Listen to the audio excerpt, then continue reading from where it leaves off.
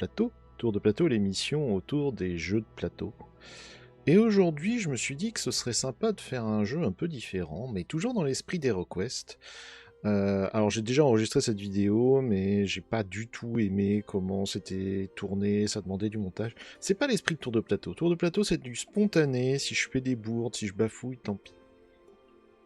Du coup, aujourd'hui, je vais vous montrer Runebound dans sa deuxième édition. Alors, Runebound dans sa deuxième édition, il faut savoir que c'est déjà un jeu qui est daté parce que actuellement la troisième édition est sortie, je crois qu'elle est déjà plus imprimée. Dans Runebound deuxième édition, on va visiter le monde qui est utilisé aussi dans Descent et dans pas mal d'autres licences de FFG. On va se balader sur une carte et on va résoudre des événements, on va accomplir des quêtes et on va sauver la veuve et l'orphelin, comme le veut un peu la tradition de ce genre de jeu. Pour cela, on va se déplacer sur le plateau. Alors déjà, le déplacement, vous verrez qu'il y a des techniques. Vous voyez qu'il y a plein de petits jetons. Chaque jeton, c'est un événement potentiel. Une quête, ça peut être un monstre à tuer, ça peut être un peu n'importe quoi. Selon la couleur, genre ces jetons verts, c'est des quêtes très simples, les jetons bleus, c'est des quêtes plus compliquées, les rouges, c'est des très très très compliqués. On les retrouve sur la gauche, ce sera les événements qu'on va rencontrer dans le jeu. On retrouve ici le marché des objets, avec beaucoup d'objets. On retrouve ici les marchés de chaque ville. Vous voyez que par exemple, la ville de Vinelval a un espèce de griffon comme emblème, on le retrouve ici et on le retrouve là, et du coup son marché se retrouve ici. Par contre, ce cerf bleu, faut remonter un petit peu, voilà, c'est à Riverwatch, cette espèce de chien de chien griffon, on le retrouve à Donmoor, etc. etc. On va parler rapidement des personnages, donc je vais en prendre un au pif. La feuille de joueur ressemble un peu à ça. Alors, prenons une feuille de personnage au pif. On en tire en début de partie 3, on en choisit un parmi les 3. On peut aussi en tirer un et jouer avec, mais c'est plus compliqué. Alors, ces personnages, ils ont des points de vie. C'est assez natif, c'est tant qu'ils ont des points de vie, ils sont vivants. Quand ils ont plus de points de vie, ils sont morts. Et on parlera de comment ils peuvent les perdre, le chaos, tout ça. Ils ont des points de fatigue. Les points de fatigue, ça permet d'activer des compétences, ça permet de faire des effets. Ils ont un effet personnel, par exemple, typiquement, ce personnage, il peut prendre un point de fatigue pour annuler la perte d'un point de santé. Donc ces points de fatigue leur représentent un peu ses points de santé. Les personnages ont ensuite des compétences. Ah oui, j'ai oublié de vous prévenir, le jeu est en anglais, je ne l'ai pas trouvé en français, désolé, encore une fois. Qu'est-ce que vous foutez les Français? Scannez vos jeux, nom de Dieu! Donc on trouve des compétences, on verra que de temps en temps, par exemple, il va me demander de faire un skill de diplomatie associé à un de mes attributs. Et on aura un bonus de plus 2. Et ensuite, là-dessous, il y a plein de valeurs et plein d'icônes, et on va détailler un peu ça. La première icône, c'est les icônes d'attaque à distance. C'est la dextérité, c'est tout genre de choses. Le premier chiffre, c'est le bonus qu'on ajoutera à nos jets, et le deuxième, c'est le nombre de dégâts qu'on fait. Ensuite, c'est les dégâts du corps à corps, de la force, et après, c'est la volonté, la magie, ce genre de trucs. Et c'est assez bien fait parce que c'est dans cet ordre que les combats se font. C'est-à-dire que quand on va rencontrer un gros monstre, on va faire d'abord un combat à distance, puis un combat au corps à corps, puis un combat en magie. Sachant que pendant chaque combat, on peut choisir entre eux, j'attaque ou je défends. Le hic, c'est qu'on ne peut attaquer qu'une fois. Imaginons, j'attaque pendant ma phase d'attaque à distance, face au monstre, je ne pourrai que me défendre sur les autres phases. Ça a son importance, vous allez comprendre. Si par contre, j'ai choisi de me défendre pendant la phase d'attaque à distance, que je choisis d'attaquer pendant la phase de force, je peux, j'ai pas encore fait d'attaque, je ne pourrai pas attaquer pendant la phase de magie, mais je vais peut-être faire plus de dégâts. Bon, c'est un mauvais exemple parce que ce perso, il est équilibré, mais vous avez compris.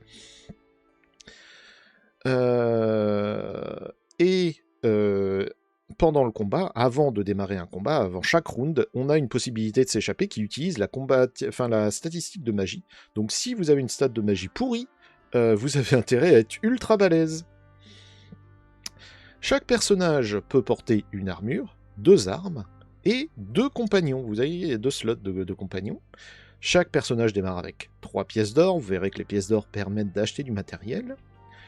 En fonction du nombre de joueurs dans la partie, il faudra un certain nombre de points d'expérience qui vont être représentés ici, qui sont représentés par des petits jetons, genre le petit jeton bleu donne 3 points d'expérience. Quand vous en avez assez, vous passez un niveau. Quand vous passez un niveau, vous avez le choix, vous prenez... où sont-ils? Voilà, ils sont là. Vous prenez les petits curseurs là, vous voyez, vous pouvez avoir plus 2 en esprit, plus 2 en... C'est du mind, ça? Bon, plus 2 en dextérité, plus 2 en force. Vous les foutez ici et vous avez un bonus à votre jet de dés. Imaginons que j'ai... on peut le faire physiquement, hein. Voilà, imaginons que j'ai assez d'expérience, je prends mon XP, je mets plus de là, et maintenant j'ai 6-1 en attaque à distance. Waouh, c'est trop bien. Donc on peut améliorer son attaque à distance, sa force, sa magie, vous l'auriez compris. On peut améliorer sa fatigue, ce qui vaut ce qui vaut. Et on peut améliorer ses points de vie. Ses points de vie, c'est particulier, on peut le faire que 3 fois. Pourquoi? Parce que quand on améliore ses points de vie, on ne peut plus piocher les cartes les plus simples. C'est-à-dire que quand on monte ses points de vie une fois, je ne peux plus faire les cases vertes. Je peux faire que les jaunes, les bleus, les rouges. Si j'ai amélioré 2 fois mes points de vie, je peux plus faire que les bleus, les rouges. Si j'ai amélioré 3 fois mes points de vie, c'est que je ne peux plus faire que les rouges. Il faut être sûr de vous quand vous faites ce genre de conneries. Voyons voir, qu'est-ce qu'on peut dire d'autre? Oui, les dés. Alors, pour les jets de dés, c'est toujours 2d10. 2d10 plus votre statistique. Donc on va osciller pour mon personnage entre 4, du coup plus 2, parce que ce sera un double 1 au minimum, donc ça fera 6. Et double 10 étant le maximum, ça ferait 24. Vous voyez que les stats sont assez bourrines. J'ai mis, comme d'habitude, ma petite tour à dés. Et vous voyez, il y a ces espèces de dés sataniques très très très bizarres, qui sont les dés de déplacement. En fait, un tour se décompose ainsi. Prenons au hasard, voilà, une fiche de personnage. Donc mon personnage démarre à Tamalir, parce que tout le monde démarre à Tamalir. Imaginons que mon premier tour, je souhaite me déplacer. 2 possibilités. Je peux choisir de me déplacer d'une case, gratuitement, sans aucune contrainte, mais j'avance que d'une case. Et je ne lance pas de dés. Autre option. Je peux lancer 5 dés, qui peuvent être réduits. Imaginons que mon personnage, vous vous rappelez, il peut consommer de la fatigue pour éviter de perdre des points de vie. Imaginons qu'il a perdu 1 de fatigue, il veut le récupérer, il lance un dé de moins, et il récupérera 1 de fatigue. Il lancera plus que 4 dés. Et ces dés, ils sont assez bien foutus, parce que vous voyez que, en fait, ils ont des petits symboles. Qu'est-ce que c'est que ces petits symboles? Vous en avez au total, si je dis pas de conneries, 7... Ouais, ça doit être ça. J'essaye de tricher pour trouver celui qui me manque. Je ne le trouve pas, évidemment. Voilà, c'est pour ça hein, que je veux pas couper. Alors, voilà, je crois que j'ai tous mes symboles. Donc, nous avons ce symbole vert, c'est les plaines, c'est-à-dire c'est une case où il n'y a rien, comme celle-là, où il y a juste de l'herbe. Nous avons ces espèces de petits vallons. Alors, il est à l'envers, parce que regardez, il devrait être comme ça. Et ça ressemble un peu à une paire de fesses. C'est toutes les petites collines, donc c'est-à-dire ces collines-là qui sont des montagnes mais qui n'ont pas de neige. Les montagnes avec de la neige, elles sont représentées comme ceci, avec des grands pics. Là, on peut se déplacer dans les cases avec de la neige. Il y a les traits comme ça qui représentent les routes. Donc on peut traverser une route. Attention, hein, vous trompez pas. Si j'ai ce score-là, j'ai une plaine. Si j'ai ce score-là, c'est une route. Très souvent, le dé a les deux faces en même temps, mais bon. Voilà, vous avez pigé l'idée. Nous avons aussi les forêts, que vous voyez, hein, ça ressemble assez à une forêt, et ben c'est ce petit symbole d'arbre. Et ici, nous avons les rivières, et aussi les marais. Les marais que vous voyez là, c'est... En fait, il faut être assez imaginatif. Moi, j'ai toujours pensé que c'était des flèches, mais en fait, il faut les regarder comme ça, et c'est des roseaux. Voilà. Donc, supposons que, voilà, j'ai fait ce jet de dés. J'ai combien? J'ai 3 pour me déplacer dans l'eau. Bah, c'est bon, j'ai 3 pour me déplacer dans l'eau. Alors, imaginons que ce dé-là, je ne l'ai pas utilisé. Je peux me déplacer de 3 cases dans l'eau. Donc, je peux faire 1, 2, 3. Puis, je peux me déplacer sur une montagne, une plaine ou une route. et ben je monte sur cette montagne et c'est bon. Je peux faire cette quête en vert. Je pourrais très bien faire aussi, je fais une case d'eau, une plaine, et j'arrive ici. C'est totalement faisable. Voire même, je fais une case d'eau, une forêt, et j'arrive ici. Je suis pas obligé d'utiliser tous les dés, mais si je les utilise pas, ils sont perdus. C'est finito pipo. Donc imaginons que mon personnage, ok, il est venu là, il est sur une case verte, il va tirer une carte. Alors, je vais en tirer une, voilà, très bien. Il s'agit d'une case événement. Alors, les événements, c'est pas très compliqué. Ils ont une case dédiée pour eux, voilà, c'est ici. On lit ce qui se passe, je ne vais pas vous le lire, mais il va y avoir des événements du genre on lancera plus de dés, on aura des objets moins chers ou plus chers, ou des villes vont fermer, d'autres vont ouvrir. C'est pas très compliqué. Quand ce genre d'événement arrive, vous voyez, il y a un petit symbole là, comme ça, avec une espèce d'étoile. Et si vous regardez sous les curseurs, genre celui-là, il n'y a pas l'étoile, mais celui-là, il a une étoile. Ceux qui ont une étoile, dans ce genre de cas, s'ils n'ont pas un petit pion, on remet un pion dessus. Donc on va recharger la carte quand on tombe sur un événement. Et ensuite, il y a deux possibilités. Soit l'événement, il est de niveau supérieur, enfin de niveau égal ou supérieur. Imaginons, là j'ai un niveau 1, parce que vous voyez, il y a un 1. Si je cherche dans les jaunes, il y aura un 2, là il y aura un 3, là il y aura un 4. Donc si c'est le même niveau ou un niveau supérieur, l'événement prend la place de l'ancien événement, celui qui était là retourne dans le deck, donc il retourne en dessous, et on refait un tour. Par contre, si c'est un événement d'un chiffre inférieur, imaginons, je vais essayer de vous en trouver, voilà, imaginons que, en fait, il y avait déjà cet événement-là, quand je vais piocher celui-là, je vais bien recharger tous les jetons, mais il va pas prendre la place, il n'est pas assez important pour prendre la place de cet événement. Voilà globalement pour les événements. Autre possibilité, j'en vois une là, il peut y avoir un combat. Alors c'est pas forcément un combat contre un monstre. Là vous voyez, c'est des petits monstres qui boivent dans une fontaine de sang. C'est des choses qui arrivent. Hein. Donc, dans ces cas-là, c'est pas très compliqué. On lit qu'est-ce qu'il y a marqué. Donc, il y a marqué avant le combat, vous faites un test de nager. Mon personnage n'a pas de compétence nager, mais il utilise la main. Donc, si vous vous rappelez, on vérifie, hein, j'ai diplomatie, j'ai pas swim, donc j'aurai 4 et je lancerai 2 dés pour essayer de battre 14 pour trouver un cœur. Si je rate, je perds un point de vie. Il y a ensuite marqué la récompense, qui consiste à battre le monstre. Et ensuite, vous voyez, c'est ce que je vous disais, il y a les stades de combat. Donc imaginons que mon personnage ne veut pas faire une attaque à distance au début. Vu que ce monstre fait 0 dégâts à distance, on skip cette partie. Ensuite, il y a un combat au corps à corps. Si là je choisis de défendre, il faudra quand même faire un jet, il faudra que je fasse mieux que 11. Ou alors je peux attaquer, c'est la même chose, mais je ferai mes dégâts si je réussis. Alors que si je défends, je ne fais pas mes dégâts. Et enfin, même chose, défendre ou attaque. Si j'ai pas attaqué ici, je peux attaquer ici. On peut donc tomber sur des monstres, et j'essaye de trouver le dernier cas. Évidemment, j'ai rien. Voilà. Le dernier cas, c'est que il va se passer un événement, mais qui ne nécessite pas de combat. Où on va vous dire, vous allez tester quelque chose, imaginons vous allez vous infiltrer dans une maison, vous allez interrompre un rituel, vous allez voler des œufs, peu importe. C'est les 3 types de cartes d'événements qu'on peut trouver. Quand on réussit, on gagne un pion, quand on a assez de pions, on passe un niveau, quand on passe un niveau, on devient plus fort, et on peut s'attaquer à des niveaux plus forts, etc. etc. Et quand on a assez de sous, ah oui, je vous ai pas parlé de ça. Imaginons maintenant que mon personnage il arrive dans une ville, alors. Aller dans une ville, c'est n'importe quel symbole, peu importe, ça permet d'aller dans la ville. Quand il est dans la ville, il peut acheter des objets. Pour acheter des objets, c'est pas très compliqué. Là, il est à Tamalir. On va rajouter une carte à Tamalir, et il peut l'acheter. Et il peut faire une action d'achat, une action de vente, pas plus. S'il y a, imaginons que voilà, il y a un deuxième objet, puis il y en a même un troisième, et ben il va choisir parmi ces 3 objets, il pourra en acheter un seul, même s'il y en a d'autres qui l'intéressent, tant pis, il peut en acheter un seul et il peut en vendre un seul. Pareil, s'il voulait en vendre 15, peut pas.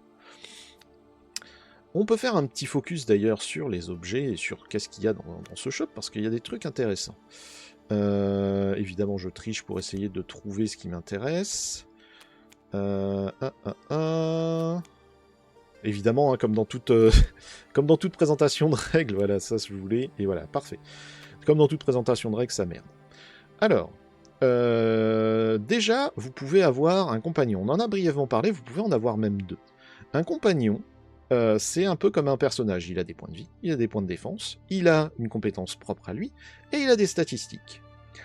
Là où il sert, et là où il est très bien, c'est que pendant une des phases de combat, imaginons, j'ai fait une attaque à distance, donc sur la première, normalement je devrais défendre sur les deux. Mais comme j'ai ce personnage, imaginons, hein, je vais le... Voilà, je l'ai avec moi, c'est mon compagnon. Il va pouvoir faire une attaque pendant la magie, ou pendant la force. Si moi j'ai fait une attaque là, hein, je peux très bien n'attaquer que là, et lui ne pas l'utiliser. Par contre, le défaut, c'est que s'il se merde, si c'est lui qui se rate, eh ben c'est lui qui prend les dégâts, donc il peut crever. Et autre désavantage, assez logique, c'est que on peut pas vendre un allié. Si vous l'avez payé 10 pièces d'or, vous pouvez pas le, le ramener au magasin et dire je vous vends mon compagnon, c'est pas possible. Mais vous ne pouvez aussi du coup acheter des objets. Des objets qui se présentent sous trois types. Par exemple, ces objets-là, avec ce symbole-là, ce symbole rouge, c'est des objets permanents. Typiquement, you may attack during one extra phase. Voilà, typiquement, avec ce bâton, le héros il peut attaquer pendant 2 phases au lieu d'une. Tout le temps. Il n'a pas besoin d'activer. À chaque tour, à chaque combat, il pourra toujours faire ça. Viennent ensuite les objets de ce genre ou de ce genre. Alors vous avez remarqué, c'est un weapon, donc ça c'est bon. Ça c'est un weapon, ça aussi. Ça c'est une armor. Ça c'est une armor. Donc je pourrais avoir qu'une seule des deux. Nous avons ces objets avec un icône vert. Ces objets avec un icône vert, il faut les activer. Alors je sais plus s'il faut les engager, s'il faut les mettre à l'envers. On va considérer, nous, qu'on les retourne quand ils sont utilisés. Typiquement, vous voyez, genre cette armure de cuir, je l'active pour encaisser un dégât qui est infligé à mon héros. Pouf, je la retourne, un dégât de moins, mais s'il y a un autre round de combat, eh ben, elle a déjà été utilisée. Et enfin, il y a ce genre d'objets qui généralement sont des potions, qui demandent d'être défaussés pour avoir un effet. Généralement, c'est des objets qui coûtent moins cher. Je pense avoir tout dit. Globalement, c'est un jeu qui est... Ah, si. Bon. Dernier point. Imaginons... C'est vrai que je vous ai oublié un élément important. Donc, imaginons que mon personnage il se soit battu, il est rendu... voilà, il est allé dans cette quête, il a été... Non, dans cette quête-là. Il a été combattre des ennemis. Imaginons, voilà, il a fait celle-là. Du coup, il est là. Il a fait ce combat, et il a perdu tous ses points de vie. Il meurt. Pas de chance. Comment ça se passe quand il meurt? On va considérer que cet ennemi, déjà, il récupère tous ses points de vie. Il redevient tout neuf. Et on va prendre un marqueur et le mettre ici. Pour se rappeler que quand quelqu'un reviendra ici, il affrontera cet ennemi, pas un autre. Il faudra faire ce combat. En sachant que il n'y aura pas de bonus de malus. Ça, en fait, ça permet juste de savoir un peu à l'avance qu'est-ce qu'il y a. Si on arrive à remplir tous les challenges, parce qu'on est très très nul, je vous cache pas que ça m'est jamais arrivé, mais si tous les challenges sont remplis, le challenge suivant défaussera l'ennemi. C'est le seul moyen qu'on a de le défausser. Sinon, on fera des combats. Donc, mon perso a perdu tous ses points de vie, j'ai mis un challenge. Quand il perd tous ses points de vie, on le ramène à la ville la plus proche. Ici, c'est celle-là. S'il s'était trouvé ici, il reviendrait à cette ville-là. Il va toujours aller à la ville la plus proche. S'il y a une égalité, c'est lui qui choisit. On va lui soigner tous ses points de vie, on va lui soigner tous ses points de fatigue. Si je dis pas de bêtises, on lui laisse son argent. Je sais plus, j'ai un doute. Non, je crois qu'on lui laisse. Non, je crois qu'il perd tout son argent et il perd son objet ou son compagnon qui vaut le plus cher. J'ai un doute sur l'argent. On verra en cours de partie. Mais bon, vous voyez que c'est pas trop punitif. Ça vous ralentit, mais vous gardez votre expérience. Ça reste jouable. Que dire de plus? Ah oui, Et dans l'éventualité où vous arrivez sur un combat, vous voyez que la créature est trop forte pour vous et vous parvenez à vous échapper, c'est à peu près le même principe. Vous allez vous décaler d'une case où vous voulez, par exemple ici. On remet le challenge là, on remet le truc à rencontrer ici. Et fin de tour. Je regarde ici. Marché, on en a parlé. Aventure, on en a parlé. Expérience, en fin de tour, si vous avez assez d'expérience, vous prenez un niveau. Début de tour, vous avez une phase de rafraîchissement pour remonter vos statistiques. C'est pas très compliqué comme jeu. Vraiment, hein, vous allez voir que c'est un jeu très simple. On va faire une partie. J'espère que c'est assez clair pour vous. Il y a beaucoup de règles optionnelles. Il y a une règle avec les menaces. Il y a une règle avec des pions et des machins. Ça m'emmerde. Hein. Moi, je veux juste jouer à un jeu tranquille. Faut savoir que chez nous, le jeu a eu 7 extensions. Il a eu une extension, vous allez le voir, avec un nouveau plateau. Et ce plateau, je l'ai chez moi et je l'ai encore. Tous les autres, on les a pas eu. Et les 6 autres extensions, c'est des extensions qui rajoutent des cartes. Vous les voyez, elles sont ici. Je pense qu'on va pas jouer avec. On va faire une petite partie sans. Et si ça match bien, si on trouve ça rigolo, on continuera et on fera d'autres trucs. Vous voyez, il y a plein d'extensions. Donc voilà, je vous ai présenté les règles de Runebound. Du coup, vous devez vous douter que la prochaine fois la prochaine chose qu'on fait, on va y jouer. Donc à très vite dans la vidéo suivante où on fait une partie de Runebound.